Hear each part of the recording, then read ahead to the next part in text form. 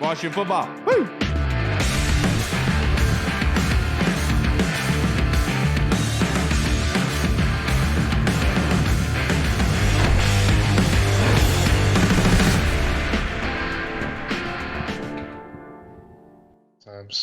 Hello, everybody, and welcome to the Burgundy Zone. I am your host, Kyle, and I'm joined by my co-host, Michael Hall. Michael Reed should be joining us here very, very soon, but the Burgundy Zone is a part of the Frederick Podcast Network. You can find out more by going to www.listenfrederick.com. And on this beautiful Monday, we have joining us Arif Hasan from Pro Football Network 365. Thank you so much for joining us this evening, sir. How are you doing?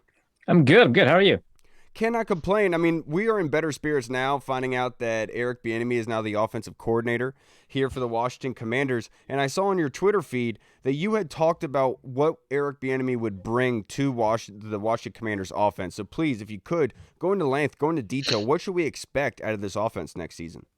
Yeah, no, for sure. Obviously, it's always really difficult to predict what an offensive coordinator, especially one that wasn't a play caller, would bring into a new environment. But, taking a look at every offensive mind that has been produced from the Reed coaching tree, which is pretty extensive, there are a lot of common themes that I think Eric will take with him. And it's something that he's spoken about at length, too, in terms of what he likes to bring to an offense and what he provides. I think the first thing is personnel flexibility. I think a lot of people see the Chiefs passing offense. They pass a lot. They pass more than any other team in the NFL when accounting for situation. And people seem to think, hey, that probably means putting a lot of wide receivers on the field. And it really doesn't. The Chiefs had some years where they were one of the most proliferate teams in putting wide receivers on the field. They ranked, I think, second 1 year in 3 wide receiver sets. But they've also ranked 27th, the year before that, right? They're very comfortable tailoring how their offense performs for the personnel that they have available to them. That's right? Music to my ears, Arif. Oh, my goodness. Good. Yeah, good. I mean, Washington should be pretty happy about that. They've got a great group of skill players to work with. I mean, that receiver core has, I think, a lot of potential ahead of them. I think Terry McLaurin is kind of one of the more underrated receivers, but, adding in, Bieniemy Brown, Jahan Dotson, Curtis Samuel, and Curtis Samuel's a very versatile piece too. Having that availability to them, I think is going to result probably, hopefully in some creative usage, especially when you've got like a Curtis Samuel and Antonio Gibson kind of, have the ability to kind of catch and run, right? Yeah, absolutely. Yeah. So, all of that's available. I remember, I threw this out there because I was like, hey, we know that this is the case because we saw, a 3 wide receiver offense with the Chiefs, but we saw Doug Peterson put together a 2 tight end offense. We saw Matt Nagy put together a fullback oriented offense. And someone responded with, I don't know that Washington has the tight ends to run this offense. And I think they missed my point. There's no this offense, right? You don't if you don't have a tight end, you're not running a ton of tight ends out there. So, right. It's very much, willing to kind of adapt to what you have and what's available to you. I mean, I think the fact that we've seen Chad Henne and Matt Moore perform, Alex Smith perform in a very similar system, I think is really helpful because you're not calling the Patrick Mahomes plays when Matt Moore is out there. He was just a scout for the Dolphins at the beginning of that year, right? Yeah, you're right. So I think that's number one, is that you're going to have a lot of personnel flexibility. I think number 2, we see a lot of highlights that take advantage of Mahomes' arm strength that, like, wow, look at these pretty deep balls to Tyreek Hill.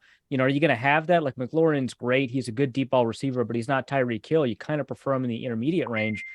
That's not really what a lot of these offenses feature. I think aside from the Mike Kafka, Daniel Jones offense, a lot of them are intermediate oriented offenses, the 10 to 17, 10 to 15 yard range, where I think someone like McLaurin really thrives, right? When you've got that after catch capability, when you've got the ability to run, a wicked dig route or something like that and take advantage of the space that's in the middle. So there's going to be an emphasis, I think, probably in the intermediate area of the field. Again, if the quarterback is capable of doing that, there are going to be deep shots. Obviously, the best highlights that we've seen from Mahomes all come from deep shots, but those are kind of earned, right? The deep shots come from not a play calling tendency to want deep shots, but knowing that those are available. So it's not a ton of screens. There are some really well designed screens in the Chiefs offense. And for that matter, really well designed screens in the Doug Peterson offense and the Mike Kafka offense. They did a really good job of that. And probably over designed screens in the Matt Nagy offense. If you take a look at what Chicago did, they're capable of using the screen game, but it is really about kind of throwing to the intermediate area of the field and making sure that you can really pepper in that 15 to 17 or sorry 10 to 15 yard range, and take advantage of how defenses tend to be a little bit softer in that area. So that's number two. I think one thing that kind of stood out to me is you're just probably going to throw the ball a lot more. All of these offenses love throwing the ball, even when you account for the fact that some of these offenses had better running games than they had passing games. I think the Bears are a good example of that. They had David Montgomery and Tariq Cohen, right? And they also had like Mitch Trubisky and like Nick Foles.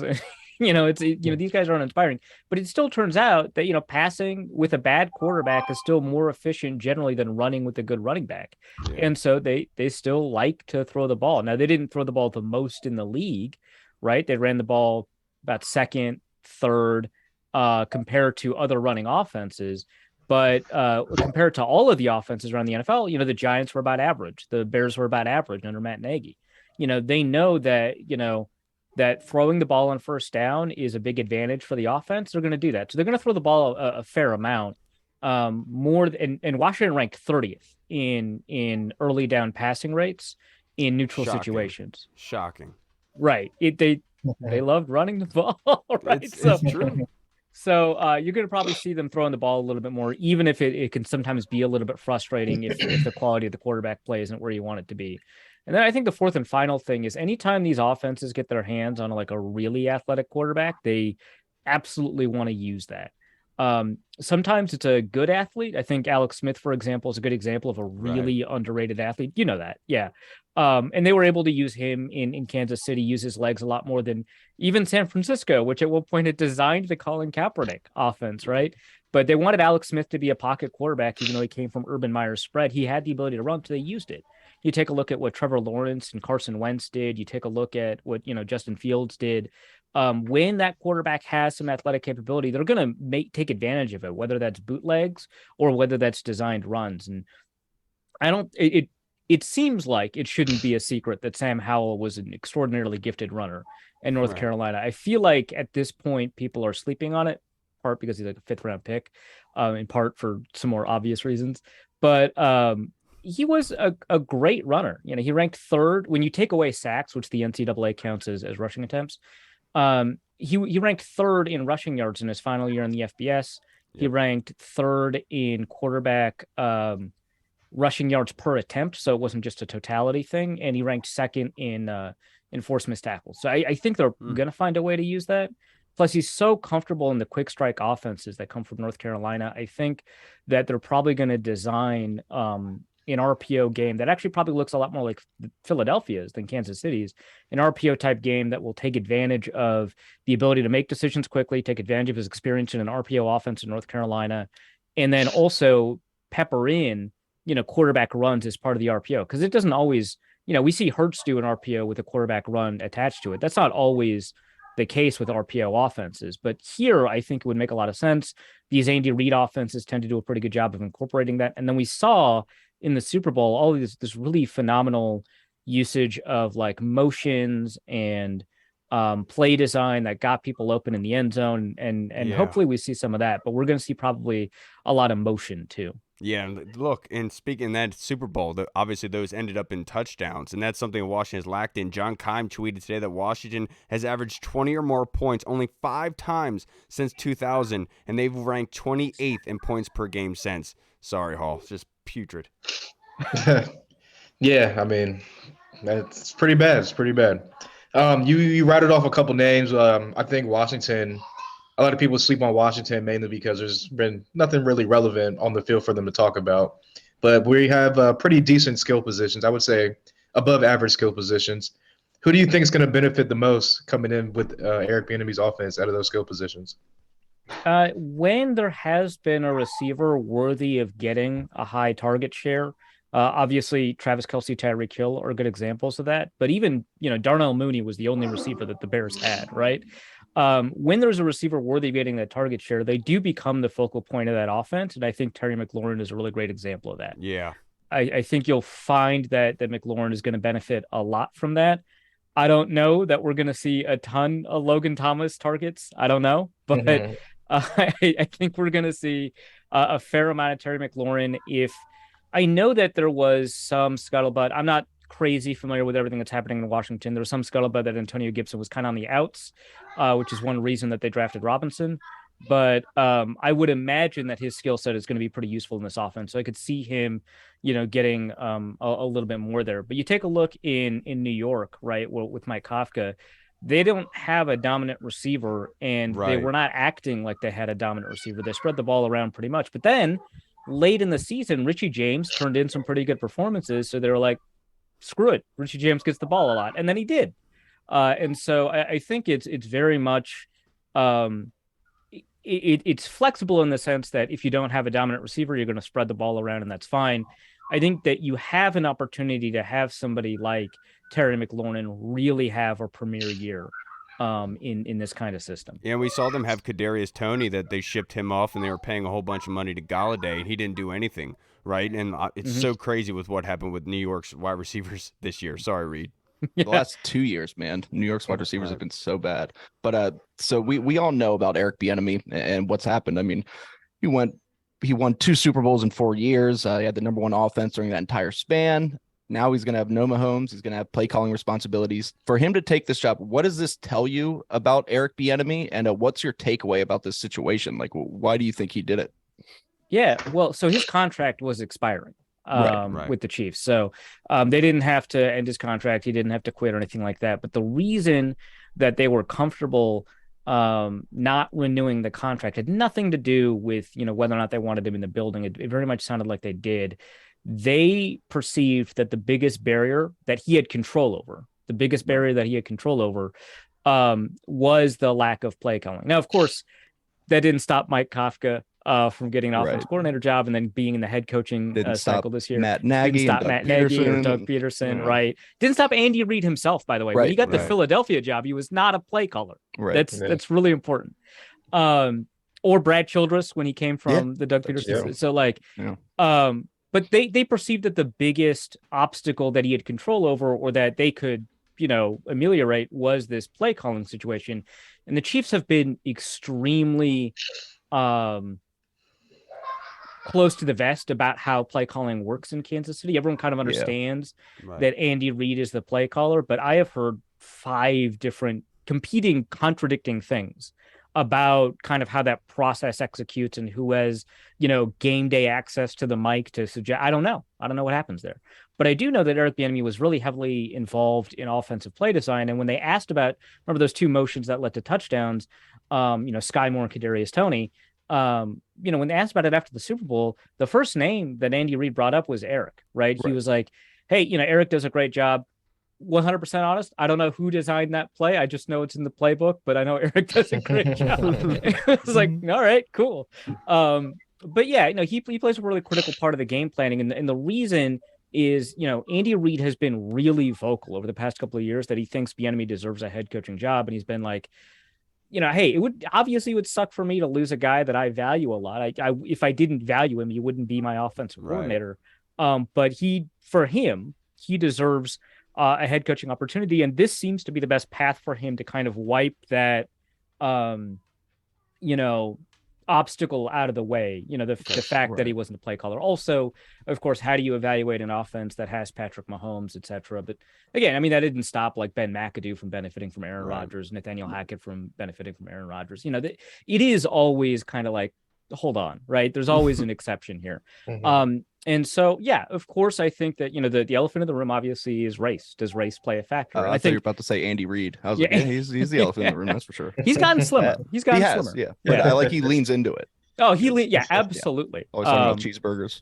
Yeah. Oh my God. Which, by the way, he was talking about cheeseburgers in the week heading into the Super Bowl, and then they served the media the worst cheeseburgers I've ever had in my life during this. I don't usually complain about like free food, and like it is the height of arrogance for like a media member to complain about but like, bro, it was a cheeseburger week. Come on. Like, at least give me a classy cheeseburger. At least give me some condiments on it. It was like a cafeteria from elementary school. But Arif, last question I have for you before we wrap this up. What is the expectations for Washington now that Eric Bieniemy is the offensive coordinator? Reed has said it in our group chat, and I agree with him, and I think that Washington has possibly two of the best coordinators on the same duo in the league right now. The NFC looks to be, to me, wide open. Aaron Rodgers possibly leaving, Tom Brady leaving the Bucs, the Eagles getting ripped apart, Cowboys went away from what's his face? I don't even remember his name. But he went to the Chargers. Kellen Moore. Kellen Moore, yeah. So what do you think what does the hiring of Eric Bieniemy do for Washington with expectations? Well, the important thing is coaching is great, but players matter more. And so none of that is going to matter in terms of Washington's expectations unless they're playing at quarterback, which sounds like it could be Sam Howell, but maybe that's, a smokescreen. Maybe they decide that they wanted to enter the trade market and trade for Aaron Rodgers, or enter the free agency market and sign whoever doesn't get franchise tagged. A lot of quarterbacks seem available right now, but we'll see what happens in a month. Or enter the draft market and see if they can get, who knows, right? It's really unlikely for a 5th round pick who didn't really play. I mean, I know he had some snaps, but he didn't really play his rookie year. Right. Really unlikely for that guy to be anointed the starter. Then again, Taylor Heineke was like undrafted and he'd already been on a couple of teams, right? So it's not off the table. If Sam Howell has the goods, or if he doesn't have the goods, but people think of him the way that they thought of Daniel Jones this season, right? Who I still don't think is a very good quarterback, but had a really fantastic season. Low bar. Again, right, exactly. But that, knowing that Daniel Jones struggled a lot until this last season, gave Mike Kafka a lot of steam as a potential head coach candidate, right? And so that, I think, if it's like, wow, look at what he could do with the kind of offense available to him, he was able to produce. That's kind of where we're at. But like, I personally have a wide range of outcomes available to the Commanders because, the NFC is wide open. The NFC East has had a lot of turnover in coaching, but it is a remarkably talented division at the same time. And so if you get out of the NFC East, man, the world's your oyster, but you got to get out of the NFC East first, right? Yep. And so like, who's going to stop? Like Kirk Cousins? Is that who's going to stop you? Like after that, it's kind of tough. So I think that the expectations for Washington are probably, I think people will still perceive them to potentially be, third in the division. But third gets you a playoff spot potentially. And that first, second, or third question is, not locked in stone either, right? Because, the Rams, after they won the Super Bowl, just plummeted, right? It's entirely possible that the Eagles were really relying on Shane Steichen to design an offense that really fit Jalen Hurts. Both coordinators. Yeah, they did. I don't have as much reverence for Jonathan Gannon as a defensive coordinator. So to me, Shane Steichen's the larger loss, but I could be wrong about that too, right? It could be either way. Last few years or last decade, 2 decades, NFC East has been up and down. Oh yeah. No have they ever had consecutive over the last 20 years consecutive winners? No. Yeah, hasn't been since Andy Reid was coaching the Eagles. Yeah, there you go. Yeah. So plus the Eagles' defensive turnover is going to be massive. They've got like 7 people not under contract that started on their defense. So I just read they might re-sign Hurts before the combine this year. Yeah, that's a lot of money. A lot of players. Yes, and that means you lose, Bradbury. That means you potentially lose, Chauncey Gardner-Johnson. You lose half that defensive line. Because Fletcher Cox was on kind of a 1-year deal. Brandon Graham, I think, is in the last year of his deal. TJ Edwards, who just had a great season, no longer under contract. Darius Slay is a $26 million cap hit or something like that coming up next year. Yeah, I mean, they're going to fix that. That I don't like. That's going to change. But I think Marcus Epps, also the others. So CJ Gardner-Johnson and Marcus Epps might also be under like either a restricted or no longer under contract or something along those lines. So a lot of players that they could, and that kind of turnover could be, and plus the depth along the defensive line was signed halfway through the year on 1-year contract. So a lot could change there, and the Cowboys are volatile. They're impossible to predict. The Cowboys. So, yeah. Like whenever the offense is playing well, that defense just disappears and vice versa. It's very, as an outside observer, frustrating, but I imagine for Washington fans kind of enjoy it. It's awesome. Yeah. We love it. Love that for them. Yeah. But so if Washington finishes first, obviously that would be an enormous surprise. But I don't think it's outside of a reasonable range of outcomes given how this division could potentially just fall apart because of all of the potential departures that are happening. I don't trust. Is Mike McCarthy taking over play calling with Kellen Moore? Like, I don't trust that. Yep. I love that idea. I think that's a great idea. I think they should go on for that for 5 years. Let's ride that out.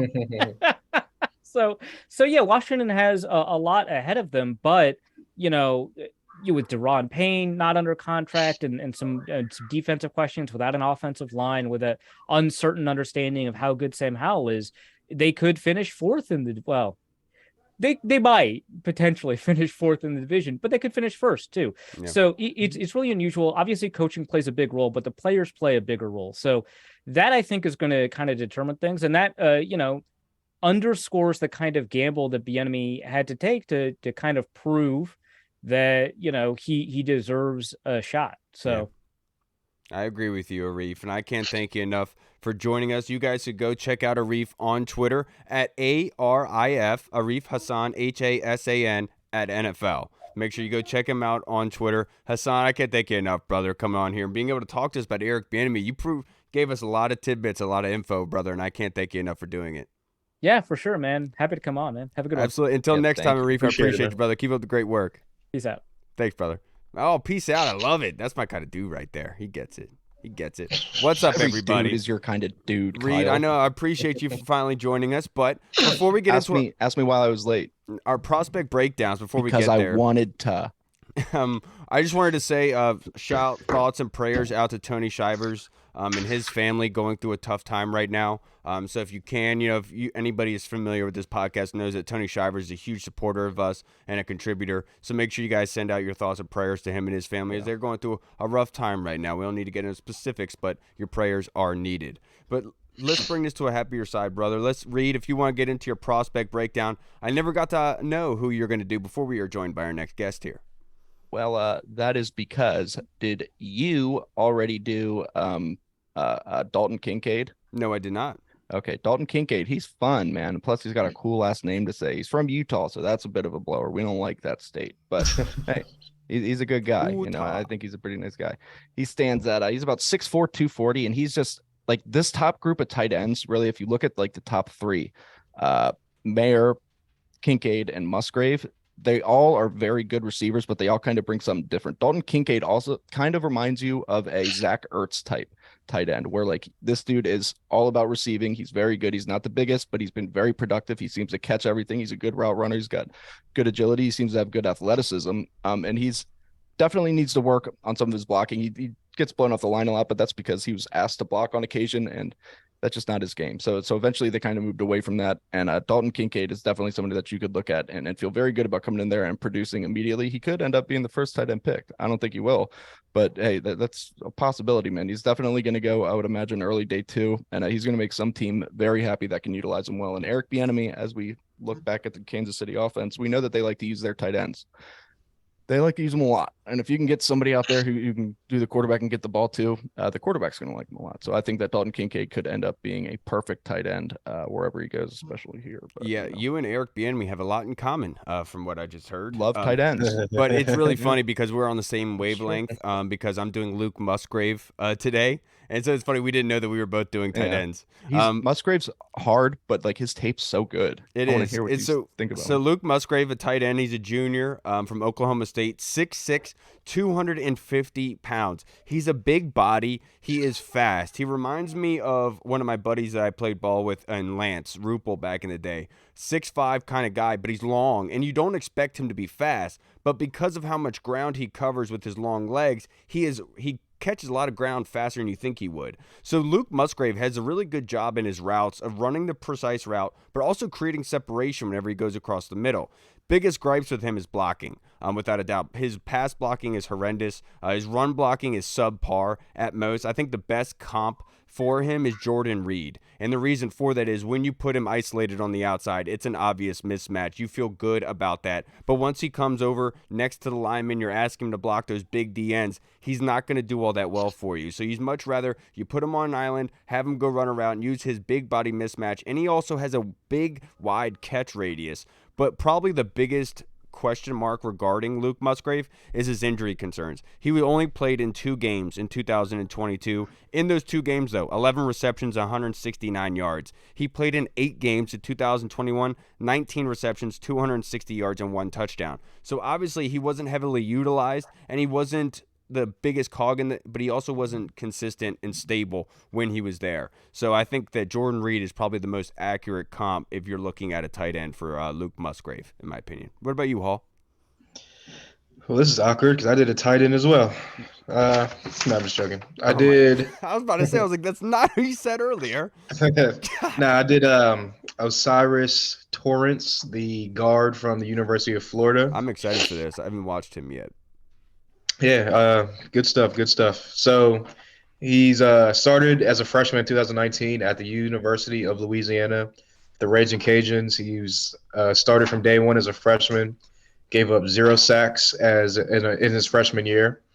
Fast forward to 2022, he played 3 years at the University of Louisiana, started at left guard in 2019, 2020, 2021, he started at right guard, and then he goes to Florida, starts at right guard. He didn't give up a sack the whole time that he was at the University of Louisiana as a guard. Gets to Florida, doesn't give up a sack the whole time that he's starting 11 starts, which was 698 snaps, didn't give up a sack the entire season. He is well-balanced. He plays with great leverage as well. He's super strong. He has great handwork. He's been compared to Larry Allen in the run game, just a mauler in the run game, just somebody that's going to get after it. Dang. And get you going downhill. So if he ended up being in Washington, obviously Brian Robinson would benefit from that, going up the middle and going downhill. And some things he got to work on is his pass protection. That's why he's a guard. Yeah, exactly. That's why he's a guard.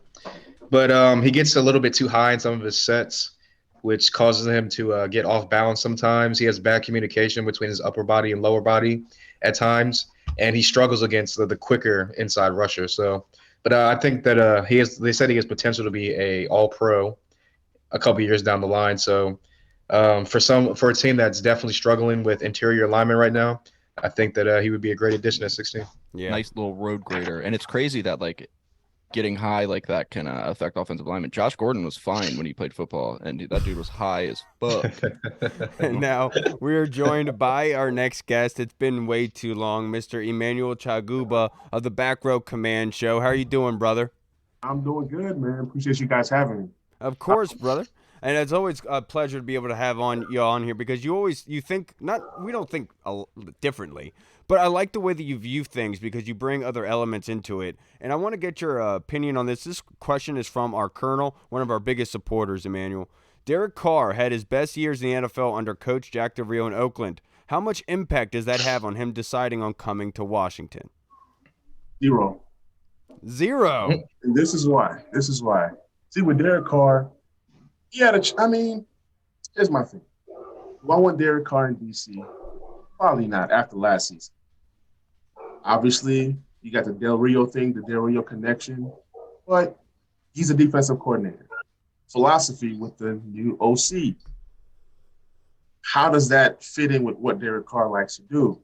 So I really don't think it has an impact or has a factor. I think Derek Carr knows where he wants to go, honestly. And he's already talking to those teams.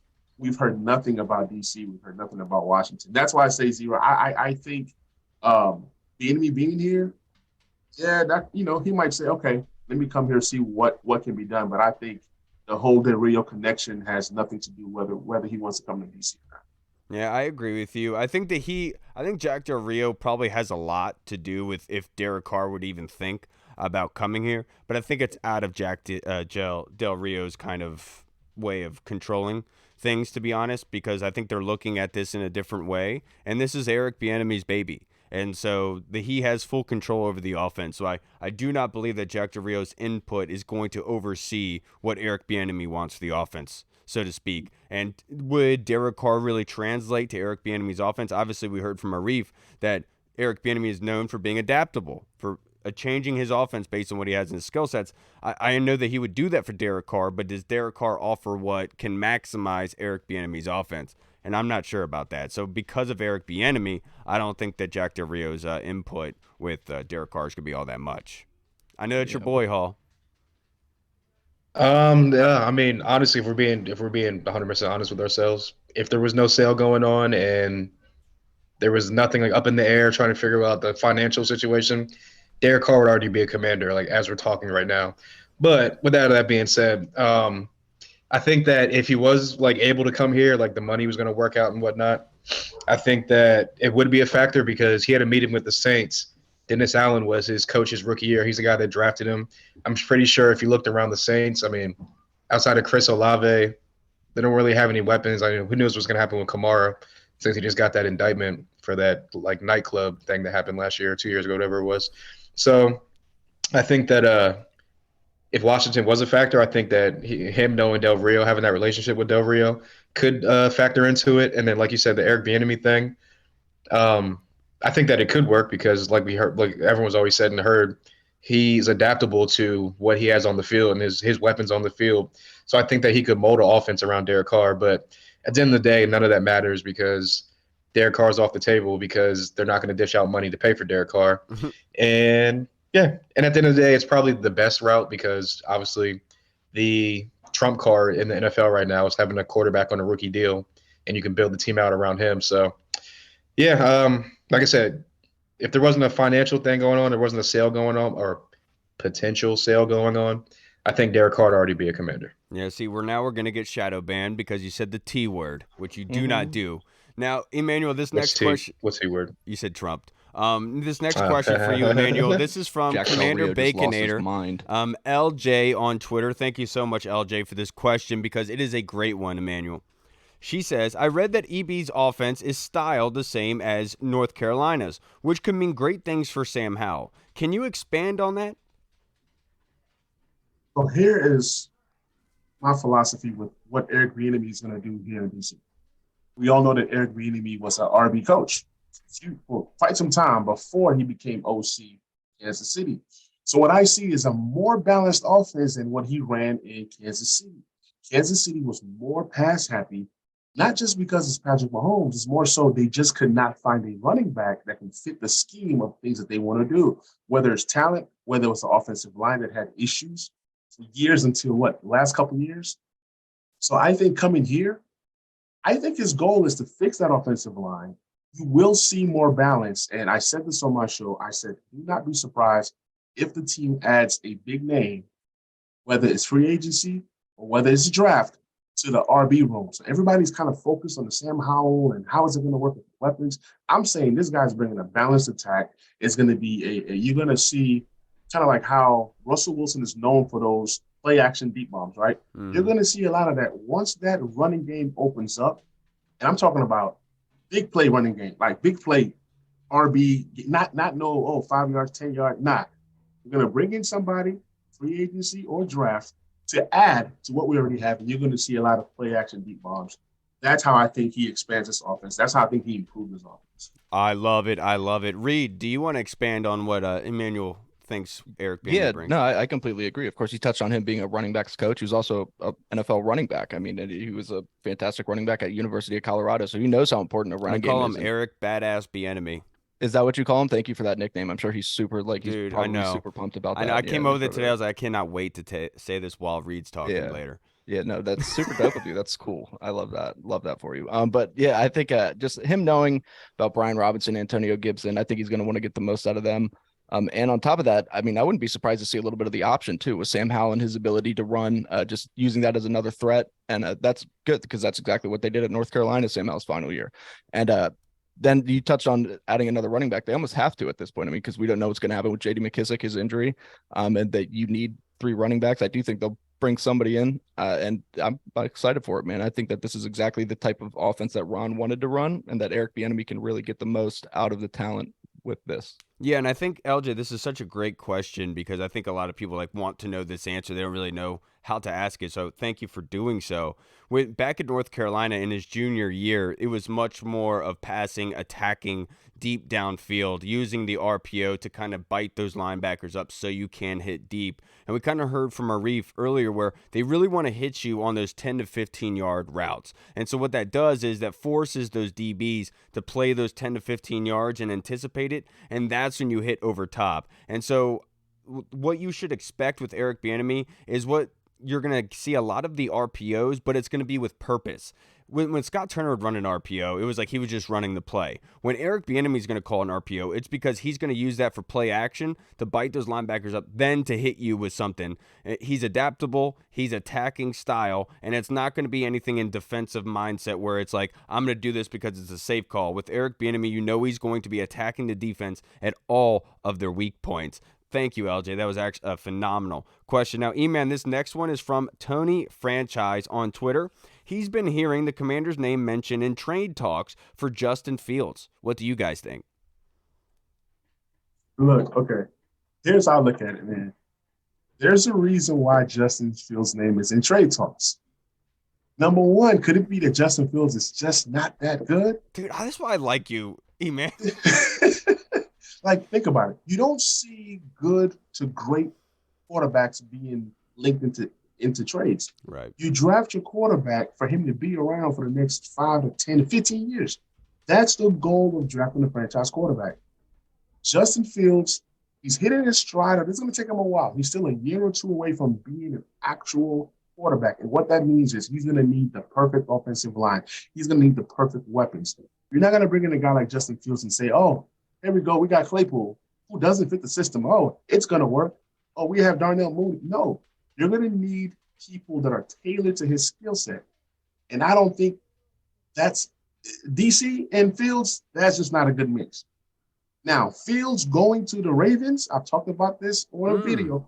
Fields going to the Ravens. It's a tailor-made offense that fits what Fields can do. So a lot of times, Manny, you're on to something there, bro. People are just always trying to mix and match. No, it's all about a system. And our system with Scott Turner or Bieniemy does not work with Fields. That's just not going to work. So for me, I'm out on Fields just because the price is going to be so high, and then the product or what he gives us is going to be so low. So I'm out on Justin. I don't see it working. That's a great job, E-Man. What do you think, Hall? Yeah, the primary thing that a quarterback needs to do in the NFL, especially nowadays in 2023, is pass the ball. And if you look at Justin Fields, he's just not there right now as a passer. And like obviously, like you saw what he did on the ground. You saw that he was what the Bears offensive coordinator. Right. Yeah, they definitely created like some things around in the second half of the season to kind of elevate him and put his talents on expose his talents. But again, it's 2023. You got to be able to pass the ball, and especially with the receivers that we have, it would just be like almost like a waste of talent that you're putting a guy that's not developed all the way out there onto the field with the receivers and the weapons we have on the outside. And don't get me wrong, I think that Eric Bieniemy would definitely tailor an offense around him that would make him successful and would probably put Washington in the top half of the league offensive-wise. But at the end of the day, to win games in this league, you got to pass the ball. You got to pass the ball in the crucial situations. To get into the playoffs and to win in the playoffs, you got to be able to throw the ball. And if that's what we want to do, if Washington wants to get back on the winning side of things, be one of those storied franchises, one of the pillars that Sean Payton was talking about when he was interviewing during the Super Bowl week, we got to get the quarterback position right. And we got to be able to pass the ball, use the weapons we have already on the field and on the roster. And right now, like Manny said, I think he's a year or two away from being the full finished product of Justin Fields. We don't got that much time right now. We got to get it done right now, this season coming up. So that would be a negative. And again, at the end of the day, it would almost cost like an RG3 type of haul to get Justin Fields. Right. Been there, done that. I don't want to go through that again. I'm good on Justin Fields. I almost feel vindicated at this point because after that Washington game, I said with Justin Fields, it's unfortunate because I feel really bad for him because John Lynch has no idea what he's doing as a GM. He should have drafted Justin Fields over Trey Lance. I feel like Justin Fields' career would be going much more differently at this point, and he's much more built for Kyle's offense, which is unreal to me. But no, I would not be going up. I think Emmanuel put that perfectly. There's a reason why he's on the trade block right now. If the Bears think that Bryce Young is more valuable to them than Justin Fields, what does that tell you? And we kind of saw when they went against Chicago, because I was like, dude, I understand that you guys want Justin Fields to be in a run-oriented offense, but do we not learn anything from 2012? When you do that, your quarterback's going to get injured. He's going to miss time. He's not going to progress as a passer. And all that's going to happen is he's going to blame his career on injuries instead of actually being a good passer and orchestrating the offense. And look, they changed it to him running. What happened? He got injured and they won 3 games. So this is where we are. I feel terrible for Justin Fields. He should have went to San Francisco, but it is what it is. Manny, this next question from Prince Akeem on Twitter. Thank you, Prince. Can you guys talk about the importance of Ron stating this in his presser after the season, but it's of utter and most importance this year? Preseason scrimmages with other teams for Sam Howell and the entire offense in general. So kind of talk about the importance of having those joint scrimmages in training camp for Sam Howell and the team. Oh, man, it's going to be vital. Look, I'm watching Sam Howell like a hawk. Like, I'm watching if he eats chicken, if he doesn't eat beef, whatever. Look. Sam, how he communicates with different players. Exactly. This is the most important offseason for Sam Howell. Like, from OTAs to training camp to camp battles. Like, we're still going to bring in somebody to battle with him, even if it's the likes of an Andy Dalton or Brissett, a beatable vet. These scrimmages, like, he needs all the reps that he can get. And one thing that I loved about Sam Howell last year was that I love that the team didn't rush him in. Didn't rush him in there. He wasn't ready. But he got to kind of sit back and learn to where you saw somewhat of a nice product that last game. If you put Sam Howell in there week 1 or week 2 or week 7, you don't get the Sam Howell you saw in week 18. So therefore, getting these reps with these teams, whether it's a scrimmage, whether it's grabbing the guys going to Cancun, whatever it is, he needs all the reps possible to build a connection with these receivers, just to get caught up to NFL speed. And then heading into the preseason, that's also going to be vital. We're going to see him go against the ones versus every team that he plays, right? So all these reps are going to determine what kind of Sam Howell we have for 17 games, whether it's good, whether it's bad, whether he's growing. Because we're not expecting him to come in and be Patrick Mahomes. But what we want to see is growth from the time that he played that week 18 to the scrimmage, to the preseason game, to the regular season first game. So we want to see constant growth from Sam Howell. And I think every single rep he can get is going to be vital. Yeah, and I think E-Man said that perfectly. Just to elaborate on that more, we have seen this team for the past 3 seasons come out slow in the regular season. Going against a good competition before training camp and joint scrimmages is really going to get the most out of the guys, because in preseason, they're not going to be playing those starters, but in practice, they are going to be playing those starters. It's a weird thing with the NFL how they do that. But so that's the good competition to get them geared up and ready to go for the season. I felt like that was one of the biggest issues for this offense last offseason was they didn't have anybody to really go against. The offensive line was all banged up, so they didn't gel together. It took them a long time. And so I feel like getting that competition in here is vital going forward. We have a lot more questions, guys. I know you want to get into this, but we have the next question, Reed. This is from Brant on Twitter. Do you think Eric Bieniemy can take Logan Thomas and get him back on track to looking great like before his injury? Was that Brant with a B? Yes. Sick name. Love that for you. Can he? Yeah, I mean, look, we don't know exactly, of course, it's all kind of theories now, exactly what Eric Bieniemy is going to do and what he likes to do. And when you have a tight end like Travis Kelce, I mean, you're going to use him. But the track record right now is they like the third of the tight ends. They like those big, tall, athletic tight ends that can go up and get the ball. And that's exactly what Logan Thomas is when he's healthy. So could they Possibly, yeah. I would expect him to be a lot better than he was last year if he's on the team, if he doesn't get cut, because he's got another year to heal from that injury. He's not going to be wearing that bulky ass knee brace that just, you can tell. I hate watching players wearing knee braces, man. They have no agility whatsoever when they have it on, and it's frustrating for them. But I think that they're really going to try to make it a point to get him the ball if he's here in the red zone, especially. Yeah, and E-Man, I want to go to you next with this, but I just want to add this in there. Brant and Yamstarch had the same type of question. So I want to say Yamstarch is, with Travis Kelce being such a huge part of the Chiefs offense, do you think that Eric Bieniemy coming to town, would that mean that the potential resurgence in the importance and usage of the tight ends for the Commanders now? It's a similar type of question, E-Man. All right, so the original question was, do you think that Logan Thomas is going to have an impact, this, that? The answer is no, no. That's a no. Look, Logan Thomas is on his way out, and I'm so glad you tagged me in. Logan Thomas is out, man. Look, his wife's causing a stir and shit on message boards. Hey, look, Logan Thomas was a great story. He's come in, he's done what he could, but I think it's time to move on. Maybe he goes and helps another team as their tight end 2 or 3. The days of Logan Thomas being tight end 1 is gone, and the reason why Logan Thomas had such a great story of success was, if you think about that season, who was getting the targets? You had Terry, then we had Logan Thomas, and then maybe Antonio Gibson. So we lacked talent. Therefore, it made Logan Thomas look better than what he actually was. I'm not saying that he's not good or anything like that. I'm just saying opportunity with the injuries, the Logan Thomas that we know and love is gone. Okay? People call me crazy, but I will not be upset with a tight end first 2 rounds. Give me Mayer, give me Dalton Kincaid, give me Musgrave. There's lots of tight ends that we can draft, plug in, and put into the system and have great success. You know, we look at the free agents out there. It's risky business. Remember when we all wanted Austin Hooper? Where is he today? Okay.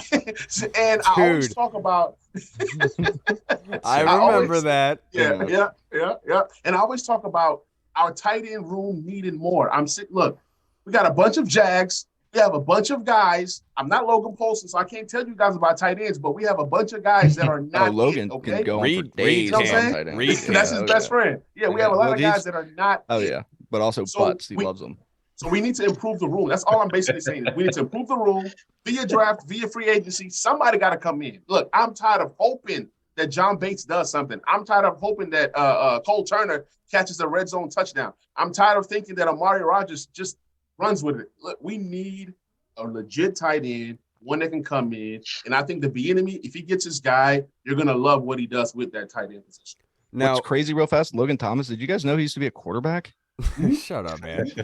But first off, with Brant, I do think that Eric Bieniemy can get the most out of Logan Thomas, but that's going to mean bringing his usage down. I think one of the biggest issues last year was that Scott Turner used him a lot in between the 20s. That's not where he should be utilized. He should be utilized in the red zone. But that being said, if you're only strictly going to be utilized for red zone, that cap number is pretty heavy, and so we cannot mortgage that, right? But I think from Logan Thomas's standpoint and his agent, they know that they're not going to get that type of money anywhere else. And so they like it here. And so they'll say, yeah, you know what? I'll take a pay cut. But I'll say this, Yam. I will say, I think that Cole Turner could take a massive step this year, a lot bigger than we think. He improved a heck of a whole lot as a blocker last season, and that's not what he came out of college as. He was a jump ball receiver that could jump out of the gym. So the fact that he can block now means a heck of a whole lot in his progression. And so I do think that Eric Bieniemy is going to get the most out of this tight end room. I would not hate it if they went out and got a Luke Musgrave or Dalton Kincaid or anything like that. But if you're going to go down the route of Mike Gesicki, who can't block to save his life, I would much rather go down the route of drafting Luke Musgrave instead of spending $8 million on it. Let's just restructure Logan. Let's keep him here as the captain, and then let's make our young guys work for it. Because a lot of the teams around the league, they do that. You get these tight ends like out of nowhere. What is the one tight end from Dalton Schultz from Dallas? Do you think that was a big name that they coveted? No, they just targeted him. He did his job, and that's what you kind of have to do with tight ends, in my personal opinion. But I would not hate it. Now, did you say what kind of car do I drive? Remember when Logan Thomas told us that? Hall, this next question is from Andy Burrows. What message does this appointment send? For many years, people have been told to stay away from DC. Attracting a 2-time Super Bowl winner is a massive get for us and our organization, and bravo to Ron and team for making this happen. Yeah, nah, kudos definitely to them. I remember everyone was going in on Ron Rivera because he was out there playing golf, and it was, where's the offensive coordinator at? You Where at the remember Senior that? Bowl? Dude, Yeah, well, they took L's for the 2 straight weeks. Who's Just gonna want to come here when they're getting a new yeah, it's owner? Nobody's career gonna sign here. suicide. exactly. Career So, I mean, suicide. I will Man, say, like, at the end of the day, I know it's been put out there from the beginning that the Commanders and the Ravens were like the top choices or the top candidates to land Eric Bieniemy if he chose to leave Kansas City. And then as the playoffs go on, as the Super Bowl comes up, obviously the jobs start drying up. I think it was just us, and I want to say Arizona had the positions open. Opening, yeah. Yeah, and who's going to want to go to Arizona when Kyler Murray might not be back till November or something like that? Not So, me. I mean, look, at the end of the day, like is that there when the new wasn't Call of Duty supposed to be out? right, like there wasn't other options other than going back to Kansas City. So I think that he was ready to move on. So I'm not going to be like they just swung and hit it out the park because there was minuscule options like dwindling down as the playoffs and Super Bowl went along.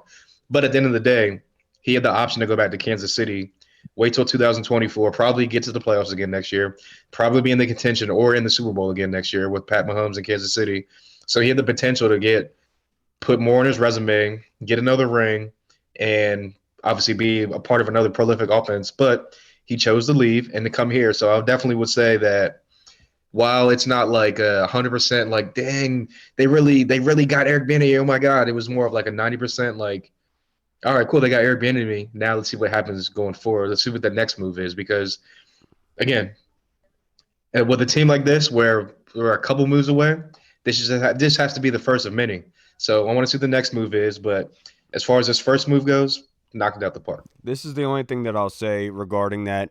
Andy, it's about time that Ron Rivera gets the respect that he deserves for what he has built here, because what he had built here was attractive enough for a 2-time Super Bowl winning OC to want to come here, to get paid a little bit extra money, to be able to control this offense and do something with it, and that shows you where this team was. So I think Ron Rivera, there's a lot of people out there who need to start respecting Ron Rivera and what he has done here. Maybe he's not the best X's and O guy, but he knows football really, really well, and he builds great teams. And that's the one thing he doesn't has know playoff seating. And EB, Dude, shut up. You got a Pringle on your shoulder, bub?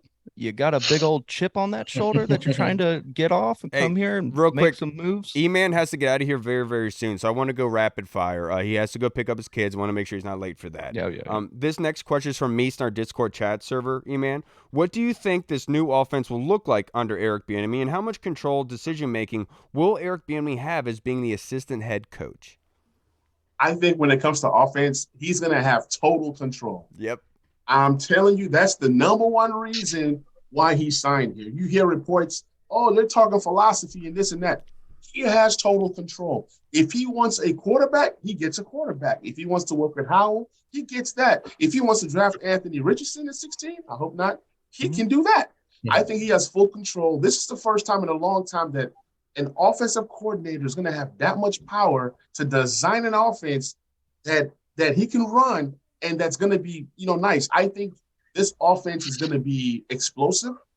This offense is going to be able to score points, something that we have not been able to do in a long time. Whether it's Howell, whether it's somebody else, I'm hoping it's Howell. I think that he's going to design an offense that tailor fits what Howell does well, and you're going to see this thing run smoothly. You're going to see us run real offense. When it's 3rd and 5, you're not going to see a run.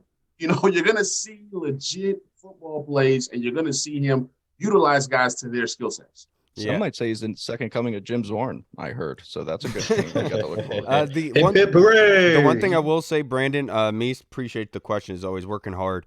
I do think the opposite of what last year, how many times did we see them in 2nd and 12, 2nd and 8, 3rd and 8. I think it's going to be flip-flopped. I think we're going to be seeing a lot of the 2nd and 2s, the 3rd and 3s, because that's what the offense is generated towards, picking up those important yardage so you could prolong the drive. And that's what kind of Kansas City is built off of. But E-Man, this next question is from Tim Towner. Which offensive position coaches stay and which will go? Reed, I'll go with you after E-Man.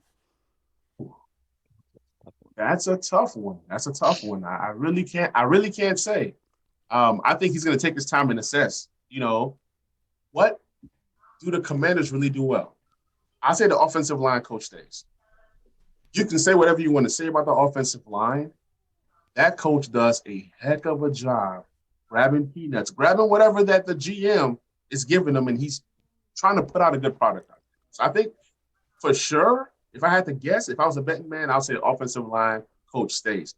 Everybody else, it's kind of like, hey, what happens there? And I also say the running back coach stays just because for some reason I think they're going to have a connection. I don't want to say it on air, but yeah. I got you. No, I do agree with you with Jennifer King and Coach Randy Jordan at running back. If you look at all the running backs this year, they all progressed. Antonio Gibson got really good at pass blocking. He was able to run in between the tackles, serviceable. Brian Robinson took a step. Jonathan Williams, Jarrett Patterson, they all look great. So I don't feel like the running backs do need to be switched. I do think that maybe the tight end coach could be switched as well. But the other one is Drew Terrell. He's right now currently he is interviewing for the passing game coordinator job in Arizona, which kind of tells me they kind of already know what's happening to the wide receiving coach that's over here. But what do you think, Reed? Dude, I really have no idea who he's going to bring. I haven't heard anything. I literally just tried to Google possible people. I think Ken Zampese might be on his way out too. Yeah, that's a good one. I think Airbnb's going to want to, And maybe Chad Henne, maybe he lures Chase Daniels back to being a coach or something like that. Right. But I definitely think that someone EB's worked with or knows is going to be the quarterback coach. Yeah.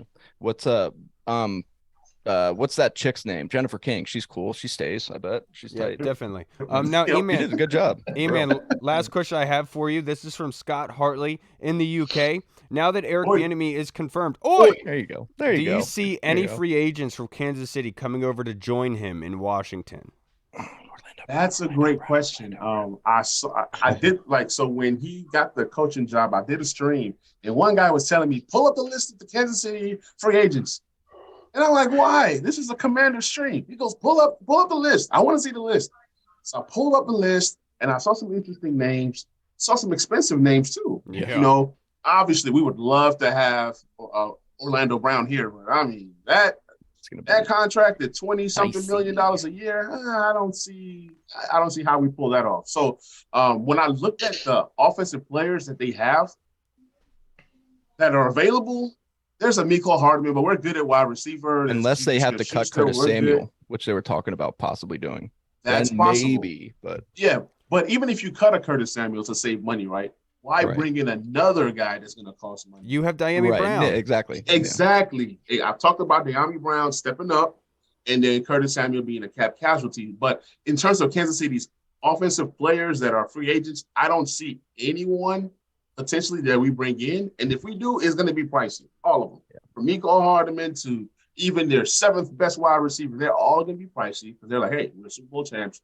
We're leaving this situation to come here. And why, if we're going to stay here, why not take less money over here with a winning team than to come here to a team that's trying to win? So I don't see any offensive free agents coming. Maybe somebody who has played for him in the past, maybe. Yeah. I think that's probably the best bet if you're looking at his pass, if anyone's going to be coming back. I think Chad Henne being the quarterback's coach is what you're most likely going to be getting there. But with the free agents, look, we would all love Orlando Brown, but there is a reason why he's so expensive. There's a reason why he's on a second team, and is that you're basically almost paying Carson Wentz's salary to Orlando, right? Yep. Is that exactly what you want to do? And looking at the cap space and everything that we have, because apparently the Commanders are not the Saints. They don't have the cash to keep converting all of these contracts to keep pushing the can down the road or kicking the can down the road. It's kind of insane how that continues to happen, but one day, hopefully, it'll hit them in the face. But I'm not sure if Washington's going to go down that route because I feel like Orlando Brown's the only name. I want the Orlando Brown from That's So Raven. They also have Ronald Jones and Jerick McKinnon at running back, and Andrew Wiley maybe at guard and come in there. Well, you don't want Orlando. You don't want Orlando Brown. That cool one. If anyone, I think it might be. I think it might be Jerick McKinnon. Maybe Orlando Bloom. Jerick McKinnon. That's a good one. I think Jerick McKinnon might come in, and then we might see the role of AG kind of lowered on the offensive side. Maybe just stick him the kick return and whatnot. But I think that if they're going to J.D. McKissick, right, to your point. Exactly. No, J.D. McKissick, he might have to retire because of the whole neck thing I was reading about. So I think that Jerick McKinnon might be a guy. Yeah, he can get for the low too. Jerick McKinnon's not going to demand a lot of money. He's a great weapon, great offensive weapon. He knows the system, obviously. He knows what Eric Bieniemy wants. He's great in pass protection. So it would suck because I think, like I said, I think AG's role would kind of diminish a little bit if they brought in a guy like Jerick McKinnon. But Jerick McKinnon's a bowler. I'm not gonna lie. Yeah, Hey, E-Man, I can't thank you enough for joining us, brother. I know you got to go. You got to go get your kids. I don't want to make you late, brother. Before you get out of here, just plug your social media pages and your podcast, just in case anybody watching hasn't followed you yet and would like to. Absolutely. So the back row is no more. It's now called Talking Commanders with Manny podcast. My bad, it's dude. all good. It's all good. We're like into episode 3 or 4 since the new name change. Also, you guys can catch me on the Talking Sports with Manny YouTube channel. And I now have a new Dynasty football podcast called the Dynasty Overload. You can catch all those things and more on the Talking Sports with Manny YouTube channel. It's like a buffet. Grab what you like. My man, I love that, man. You're the man, dude. Enjoy your rest of your evening. Go pick up your kids. Drive safe, brother. Until next time. Thank you so much, fellas. Appreciate you, brother. It, bro. Hell yeah. Good stuff as always. Dude, that's awesome. I always love talking to Manny. He's a very sharp dude. He's always on it. But last question we have from Scott Hartley, in the UK. If you can upgrade a tight end, do you cut Logan Thomas, saving $3.5 million on the cap, and offer the same contract to Mike Gesicki, whose market value is $8.2 million? Hey, the dude's got a 42-inch vertical, but no, I wouldn't. It's tough because I'm all about getting in another young guy. You know what I'm saying? I like Gesicki. He's done some good things. He's athletic as hell. Not much of a blocker. You know, you don't get much from him other than the receiving threat going up and getting high jump balls. So I'm gonna say no. Plus, I hate your last name, like Gesicki. What even is that? It sounds made up. Yeah, it does. He's not very secky, you could say. No. I wouldn't do it, to be Not perfectly honest with you. Just because Logan Thomas, being the captain that he is, the red zone threat, he does offer what Mike Gesicki does. I think we can all remember the touchdown catch Logan Thomas had against Philly, jumping out of the gym one-handed. I mean, that's what you're talking about, Mike Gesicki, the 40-inch vertical, right? That's what Logan Thomas brings. And I do feel bad for Logan because that stupid freaking injury by that Seattle defender coming on a block, going at his knee, that obviously screws everything up for him, which is it's unfortunate, but I think that Eric Bieniemy can get the most out of Logan. But I think the one thing for Logan is restructuring his deal, making it so both parties are happy with where they are. I'm not trying to take money out of Logan Thomas's pocket or tell him what he should do with his money. He's got to take care of him and his family. I just if Logan likes being here, and I enjoy having Logan here. I think he's a good captain for this team. He's the kind of mindset that you want, gritty, and that's a guy that for lower money, you feel good in a rotation. Like, it's not like Logan is the number one, where I'm looking at is Amari Rodgers, Cole Turner, all have a chance to start along with Logan. And if Logan is in there at rotation, you feel good about that room, is my personal opinion. So I'd rather go with restructuring Logan rather than releasing him. Yeah, you pretty much said what I was going to say. I'd rather restructure Logan and keep him here and then roll with like a kind of like a combo of like tight ends with Logan Thomas being like more of like the red zone kind of third and short, third and medium, the red zone type of guy. And I mean, at the end of the day, like we said, coming back off the ACL, we knew it wasn't going to be Logan Thomas that we saw from 2 years ago. Right. So I would rather him restructure and see what he can do, give him a chance in an offense that probably is going to suit him, that can be not really molded around him, but again, he can be another option in the passing game for a guy like Sam Howell, who's a young quarterback. And again, they always say, what's a quarterback's best friend? A good tight end in the red zone and in the middle of the field. And read. So, and at the end of the day, yeah, we saw what Rodgers could do until he got injured. So I think if he can stay healthy, continue to develop, he can also bring something in the passing game and more of like a kind of like a gadget tight end as well. Maybe he improves his blocking. We saw Cole Turner get a little bit better on the blocking end towards the end of the season once he got fully healthy. So I just think that if they just combine all their powers into one, like a combo tight end, like type Ultron, of thing. Like exactly like Ultron. Just put all their like Captain Planet. Just put all their like that's a real thing. just put like Captain Planet. Put the rings together and everyone just comes together. You did read, but yeah, I think that Voltron, I'd rather keep not Ultron. Voltron. Yeah, Voltron. You said Ultron. Whatever. But nerd, dude. Yeah, I'd rather keep Logan Thomas than bring in a guy like Mike Gesicki, who really is only going to be good in the red zone, which we could also use Logan Thomas in the red zone as well. So yeah, not a very secky name, dude. I will say that. Yeah. Plus, he's a white. Yeah. Plus he's white. You know he's that, a white. You know what I was gonna say? Arif, when he said for other reasons, talking about Sam Howell running, and I was like, he's totally talking about him being white. That's exactly what he's talking about. All right, everybody, that's going to wrap Max us up. McClung can win the Don't tell dunk Sam Howell contest. that. Sam Howell can run. Dude, I don't care about Max McClung. All right, everybody, that's going to wrap us up for this He episode. should. He's a white. I'm not white. All right, everybody, I'll see you on Thursday. Well, I'm Kyle. I'm 2%. That's still 2% milk. Still pretty goddamn white. You know what's the other 98%? Yeah. It's Fat. like Just kidding. No, Italian, Spanish, the whole bit. All right, are we going to sign off or what, dude? Christian Gonzalez. Just remember this before we go. Patrick Mahomes started one game his rookie year at the final of the season. Look at him now. Oh, that's true. That's what I'm saying. Remember Look at this? Sam Howell. Patrick Mahomes. I'm not saying Sam Howell's Pat Mahomes. I'm And just saying. Exactly. Look at the comparisons. Just remember Look at the that parallel. whenever somebody says that, they're not saying the career trajectory of Pat Mahomes. Bullshit. All they're saying is the skill set and what he brings to the offense is what Eric Bieniemy can utilize with. I was basically saying he's the next Pat Mahomes. Yeah. I know you were. I'm that's just what talking we're about just everyone because they're going to take that. Read between the lines, Kyle. Jeez. All right, everybody. I'm Kyle. I'm Sam Howell, I think. What up, blood? That was good, Diami. You gobble more meat than Sam Howell, so I'm not sure if that's true. Yeah, Sam Howell's like, hey, Diami, we got run shit, man. You like red meat? That's weird. Yeah, I love it. Reed does love red meat. All right, everybody. eat I'll the red see you meat again from the on back. Thursday. Washington football. I'm a gangster, Miss Katie. Hey, what's up, everybody? It's Kyle. I just wanted to say thank you so much for watching. And if you liked what you saw, make sure you hit the subscribe button and the notification bell. That way you get notified when anything new is uploaded to the channel. Also, we just launched theburgundyzone.com. You can go there and find all of our latest news, articles, and the latest episodes that are uploaded. Again, we also have the Discord chat server, where all of our VIP folks are in, like Andy Burrows, Scott Hartley, Sergio Martin is in there as well. Don't miss out on the Discord chat server. Go and check that out. Until next time, everybody, Washington football. Woo!